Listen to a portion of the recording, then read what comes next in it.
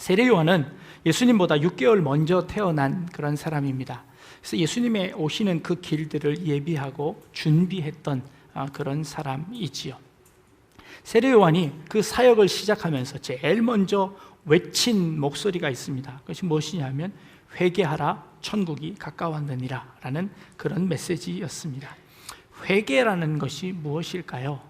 회개라는 것은 내가 잘못한 것을 잘못했다고 인정하고 그 잘못한 것을 뉘우치는 것이죠.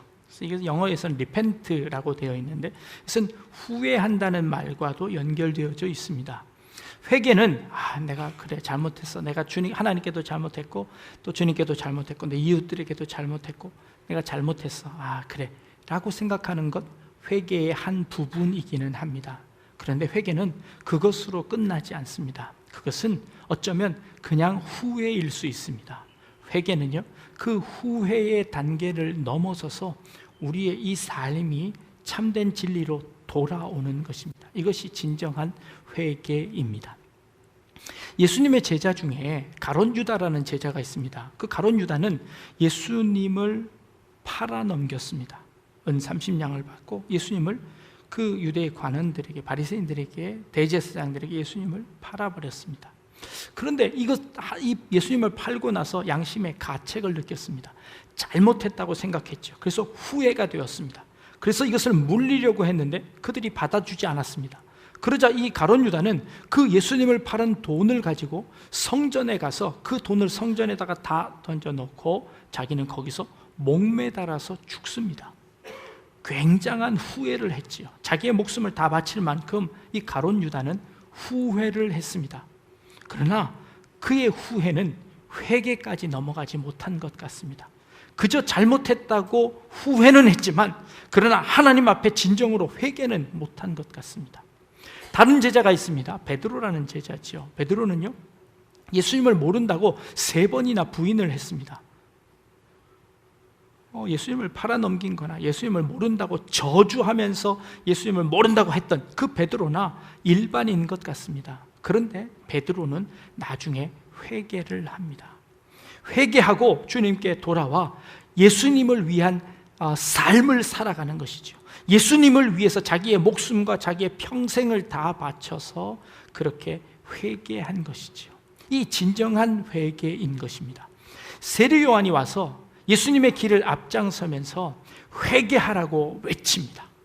회개해라. 왜냐하면 예수님께서 곧 오실 때가 되었다. 천국이 가까웠다. 하나님의 나라가 가까웠다. 그러니 너희는 회개하고 돌이켜서 하나님의 말씀대로 살아라 라고 이 세례 요한이 외치는 것이죠.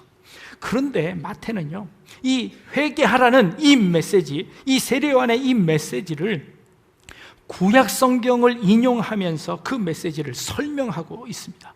구약 성경에 뭐라고 되어져 있냐 하면 외치는 자의 소리여 이르되 너희는 광야에서 여호와의 길을 예비하라, 사막에서 우리 하나님의 대로를 평탄케 하라 라는 말이었습니다. 외치는 자의 소리가 있는데 그 외치는 자의 소리가 여호와의 길을 예비하라, 사막에서 우리 하나님의 대로를 평탄케 하라라는 그런 메시지였습니다. 근데 이 메시지는요, 이스라엘 백성들에게, 당시 이스라엘 백성들에게 굉장히 친숙한 메시지였습니다.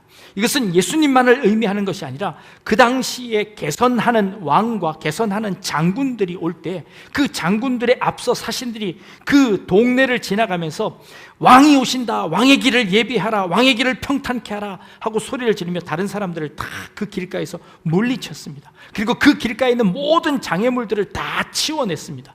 그런 일들이 이 로마 시대에는 굉장히 많이 있었습니다. 그러니 이 백성들은 그런 음성을 들으면 그 음성을 또 누가 왕이 오는구나, 누가 또 전쟁에 이겨서 승리했구나 라는 것을 직감했지요.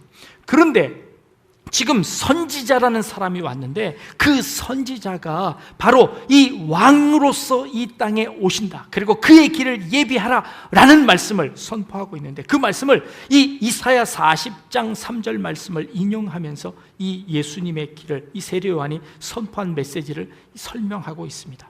이사야 40장 이 3절만 볼 것이 아니라 이 40장 1절부터 3절 말씀을 보면 그 말씀이 그 당시에 로마 군인들에게 백성들에게 했던 그것과 조금 다르다는 것을 발견할 수 있습니다. 우리 40장 1절 말씀을 한번 보겠습니다.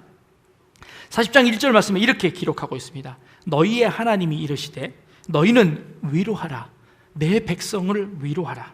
너희는 예루살렘의 마음에 닿도록 말하며 그것에게 외치라. 그 노역의 때가 끝났고 그 죄악이 사함을 받았느니라. 그 모든 죄로 말미암아 여호와의 손에서 벌을 배나 받을지니라 할지니라 하시니라. 이런 말씀 후에 바로 3절에 외치는 자의 소리여 이르되 너희는 광야에서 여호와의 길을 예비하라. 사막에서 우리 하나님의 대로를 평탄케 하라 라고 말하고 있습니다. 1절에 위로하랍니다. 회개하라는 이 명령은 참 날선 검처럼 이 죄 짓고 있는 백성들 앞에서 너희는 회개해라, 천국이 가까웠으니 회개해라 라는 그런 메시지를 담고 있는 것이 아니라, 그 회개하라는 그 메시지는 그 전에 너는 가서 너희 백성을 위로하라는 것이었습니다. 이 회개에 앞서서 그 너희 백성들을 위로하라는 말이 먼저입니다. 이 회개를 촉구하고 있는 이 이사야 선지자는 하나님께로부터 무슨 명령을 받았냐면, 그 회개하지 않는 사람들을 정죄하는 것이 아니라 그 사람들이 회개할 수 있도록 그들을 위로하고 그들의 마음속에 참된 하나님의 사랑을 전해서 그들이 진정으로 회개할 수 있도록 만들어내라는 것이었습니다. 우리가 생각하고 있는 그 회초리를 들고 자를 들고 재서 그 잘못한 사람들을 잘라내서 그 사람들을 지옥으로 보내는 그런 차원이 아니라, 하나님의 사랑을 가지고 하나님의 마음을 가지고 그들을 위로하고 그들이 하나님께로 돌아올 수 있도록 만들어내는 것, 이것이 그 회개하라는 말씀에 전제되어져 있다는 것이지요. 아까 처음에 말씀드렸던 베드로를 한번 생각해 보십시오. 베드로는 예수님을 모른다고 3번이나 부인했습니다. 부인하다가 나중에는 예수님을 저주하면서 나는 그 자를 모른다라고 했던 베드로였습니다. 그 말을 하고 나서 그 예수님과 눈이 마주칩니다. 닭이 3번 들고 예수님과 눈이 마주치는 그 순간에 이 베드로는 얼마나 후회했을까요? 그런데 베드로도 역시 회개하지 못했습니다. 자기가 한 일이 잘못했다는 것은 알았는데 어떻게 회개해야 할지 알지 못했습니다. 그래서 예수님이 부활하셨다는 소식을 듣고도 베드로는 그저 다른 저 갈릴리 바다에 가서 고기 잡는 일을 열중하고 있었습니다. 예수님께 어떻게 잘못했다고 이야기해야 할지, 자기 뭐라고 용서를 구해야 할지 알지 못하고 그저 후회만 하고 전전긍긍하고 있는 그 베드로에게 예수님께서 직접 찾아오십니다. 베드로야, 베드로야, 네가 나를 사랑하느냐? 네가 나를 사랑하느냐?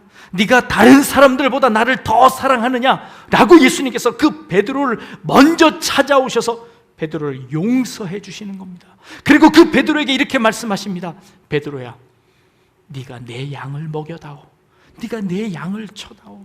네가 내 양을 먹여다오. 3번이나 부탁하시며 이 베드로를 다시 세워주시는 그 예수님의 그 위로 덕분에, 예수님의 그 위로 덕분에 베드로는 다시 일어설 수 있었습니다. 다시 주님을 위해 일할 수 있었습니다. 다시 제자로서 하나님의 사역을 감당할 수 있는 사람으로 거듭나질 수 있었다는 것이죠. 이 회개라는 것이죠, 내가 죄 지었으니까 회개할게요 라고 해서 되어지는 그런 차원이 아니라, 그 죄 지은 그 영혼을 찾아가서 그들을 위로하고 그들이 참 하나님의 사랑을 알 수 있도록 그들에게 가르쳐 주어야 된다는 것이죠. 이게 바로 선교 사역입니다.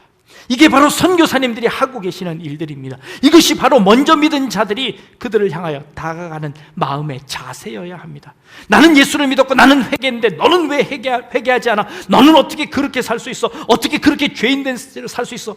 그들을 정죄하고 그들을 우리 가운데서 몰아내는 것이 아니라 그들을 다가가서 위로하고 그들의 마음을 돌이켜 주님 앞에 돌아오게 하는 그 일들을 감당하는 것이죠. 그 일을 세례 요한이 감당한 것입니다. 그래서 그들의 마음이 먼저 주님께로 돌아올 수 있도록 만들어냈죠. 그리고 6개월 후에 이제 예수님께서 그 사역을 시작하시는 겁니다. 세례 요한의 사역으로 인하여서 세례받는 사람들이 수천 명씩 많아지며 그 마음속에 이제 내가 어떻게 하면 구원을 얻을 수 있습니까? 이제 내가 어떻게 하면 살 수 있습니까? 내가 어떻게 하면 진정한 회개를 할 수 있습니까? 라고 고백하게 되어지는 것이죠. 그 위에 예수님께서 생명을 선포하시고 그 백성들에게 생명을 허락하시는 예수 그리스도가 오게 되어지는 겁니다. 주님께서 다시 오시겠다고 약속하셨습니다. 그 약속하신 그 날짜가 이제 얼마 남지 않은 것 같습니다. 그 예수님의 길을 예비하는 것, 우리에게 맡겨주신 사명인 줄 믿습니다. 우리나라뿐만 아니라 전 세계에 나가서 예수님을 알지 못하는 그 사람들에게 찾아가서 그들의 마음을 위로하고 그들의 마음을 녹여서 그들이 주님께로 돌아올 수 있도록 만들어내는 그 일들을 하는 겁니다. 물이 없어서 또 지진으로 인해서 고통당하고 있는 그 사람들을 찾아가 그들과 함께 울며 그들이 먹을 것들을 제공하고, 지난번에 오셨던 그 인도에서 그 나환자촌에서 이미 우리나라에서는 그 나병들이 다 없어졌지요. 그러나 그 인도에서 아무런 약도 없이 죽어가는 그 사람들을 찾아가 예수 그리스도의 이름으로 그들에게 약을 주고 그들을 살려내고 그들을 구원해내며 그들의 마음을 위로하여서 그 마음이 주님께로 돌아올 수 있도록 만들어내는 그 일들, 우리 선교사님들이 하시는 일이고, 그리고 여러분들의 기도와 그리고 여러분들의 헌금을 통하여서 그 일들이 이루어지고 있는 것이죠. 이 일은 주님 오시는 그날까지 우리에게 주신 사명이기에 우리는 흔들리지 않고 이 사명을 온전히 감당해야 될 줄로 믿습니다. 이번 2016년 선교 축제를 통하여서 우리 다시 한번 다짐할 수 있는 여러분들 되어지기를 원합니다. 내가 기도로 돕겠습니다. 매일매일 기도하겠습니다. 그리고 나의 조그만 정성이지만 떼어서 헌금을 드리겠습니다. 우리 이런 헌신들로 이 주님께서 우리에게 주신 이 사명들 온전히 감당해내는 우리 성도님들 다 될 수 있기를 주님의 이름으로 축복합니다. 기도하겠습니다. 아버지 하나님, 주님 오실 그날까지 땅끝까지 이르러 내 증인이 되라고 말씀하신 주님의 말씀 저희들이 늘 기억하게 하시며 이 선교의 사역들 우리에게 주신 사명으로 깨닫고 온전히 감당하는 저희들 되게 하여 주옵소서. 우리 약대중앙교회를 통하여서 많은 해외 교회들이 건축되어지고 그곳에서 주님의 백성들을 위로하고 그 백성들에게 주님의 사랑을 선포하게 하심을 감사합니다. 이 사역이 끊이지 않고 진행되어질 수 있도록, 이어질 수 있도록 주님 인도하여 주옵소서. 이래 모든 우리 성도님들이 함께 동참하여 사명을 감당하는 저희들 되게 인도하여 주옵소서. 감사드리며 예수님의 이름으로 기도드립니다. 아멘.